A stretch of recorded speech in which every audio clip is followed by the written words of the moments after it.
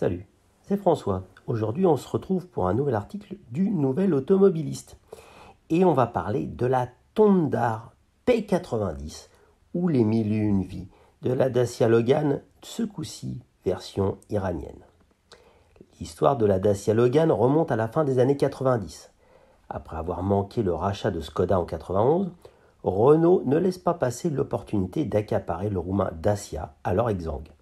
Très vite, le losange monte au capital, modernise l'appareil de production et lance une première offensive, produit tout d'abord en actualisant le pick-up 1304, basé sur la vénérable Renault 12. La Dacia 1310 locale. Le pick-up bénéficie du 1,9 litre des Renault et de quelques autres extras pour tenir le coup quelques années de plus. En parallèle, la Dacia Nova devient Supernova. R et N en majuscule. Suivez notre regard Renault. En 2000, avec un bloc 1,4 litre Renault et en bénéficiant d'un léger lifting. Enfin, en 2003, Dacia lance la Solenza, grande modernisation de la Supernova, dotée d'une offre diesel. Elle sert surtout de véhicule école à Dacia afin de monter en compétence la firme roumaine en termes de gestion de projets d'industrialisation, de même qu'elle étraîne déjà quelques solutions vues sur la Logan, rétroviseur symétrique, carry-over, ça veut dire reconduction de pièces issues de la banque d'organes Renault, ainsi que le nouveau logo Dacia. La machine est lancée et à l'automne 2004, le projet X90 devient une réalité commerciale en Roumanie, d'abord sous le nom de Dacia Logan. Le projet de voiture à 5 000 $ de Louis Schweitzer, le PDG de Renault de l'époque, voyait enfin le jour à un tarif de près de 6 280 €. Toujours impressionnant pour l'époque et pour une voiture moderne, respectant les normes Euro 3 et Euro 4 à son lancement. Le prix de revient de fabrication ne sera que de 3 800 € pour la version de base, une gageure. Un exploit relevé par les équipes Renault emmenées par le regretté Gérard de Tourbet qui signa aussi la Kwid dans la même idée. La Logan est un superbe exemple de conception axée vers la réduction des coûts. On peut citer pêle-mêle la planche de bord monobloc en plastique injecté, de nombreux éléments symétriques, rétroviseurs, vitrages, baguettes de protection, permettant de limiter le nombre de références produits. Moins d'outillage à investir, plus de volume de production.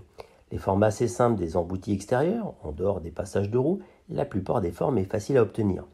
Les vitres latérales plates et la courbure simple du pare-brise nettement moins dispendieuse que des vitres à double ou triple courbure. La Logan a en outre poussé le concept du carry-over assez loin, et même sans précédent dans un projet Renault, donc reprenons, c'est de réutiliser des pièces déjà existantes pour ne pas en développer de nouvelles. Ainsi, on peut voir de nombreux composants déjà apparus sur d'autres modèles de l'alliance Renault-Nissan, comme des glaces de rétroviseur, clignotants latéraux, volants, commodos issus de la Clio 2, ou des aérateurs venant de l'Espace 4. Les exemples sont nombreux. De même, le moteur et la boîte sont issus de la banque d'organes du groupe, déjà largement amortie.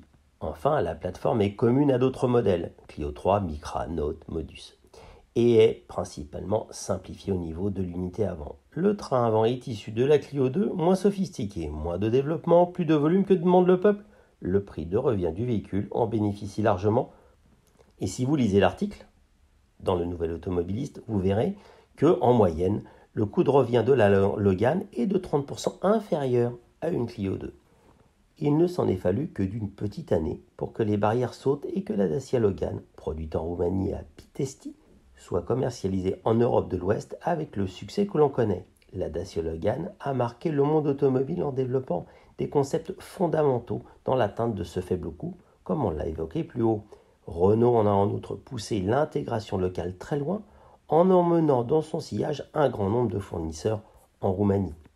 La Logan développe ensuite sa gamme, le break MCV, une version Prestige, un dérivé à haillons, la Sandero, qui prendra très vite son envol séparément, et un pick-up, et puis la Dacia deviendra Renault, et Nissan, et Mahindra, et Lada, et même iranienne avec la Renault Tondar 90. La Logan et ses dérivés sont produits dans 7 pays et usines. En Iran, me direz-vous, nous y revenons. Renault et son partenaire local, Saipa, Pars, produisent la Tondar 90, version Logan de la Logan avec une face arrière spécifique.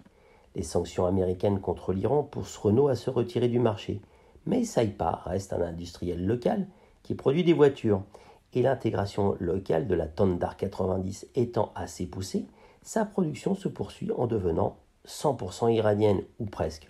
On parle de 85% d'intégration locale.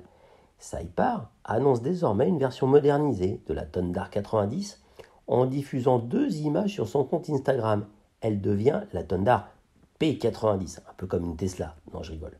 On ne sait encore que peu de choses sur cette voiture, d'autant plus que les commentaires sont en farci. Mais on distingue une face avant modernisée. Les projecteurs elliptiques sont encadrés par une signature lumineuse en LED, tandis que la calandre polygonale est surmontée d'une bande chromée. Le bouclier se montre bien plus agressif et nervuré qu'auparavant, et les ailes avant disposent désormais d'un enjoliveur. L'embouti du capot est également nouveau. À l'arrière, les feux disposent également d'un éclairage à LED, et leur signature singerait presque les Renault actuels. Le bouclier de la Thundar P90 se part d'un faux diffuseur pour alléger son look et de catadioptres. Pas de changement sur le côté latéral, on note tout de même un toit peint en noir sur les photos qui sont disponibles. Saipar annonce que la Thundar 90 sera plus moderne. Pour autant, les trains roulants restent toujours issus de la plateforme B0, comme la Logan de 2004, tandis que la marque annonce des équipements de sécurité et confort plus modernes que l'ancienne Thundar L90. À bord, l'intérieur est annoncé comme amélioré. Peut-être sera-t-elle également exportée sur certains marchés ouverts au commerce avec l'Iran. Si vous voulez retrouver le détail de cet article un peu plus long avec plus de détails sur les différents dérivés de la Dacia dans le monde entier, retournez sur le site du Nouvel Automobiliste pour retrouver cet article écrit par Eric.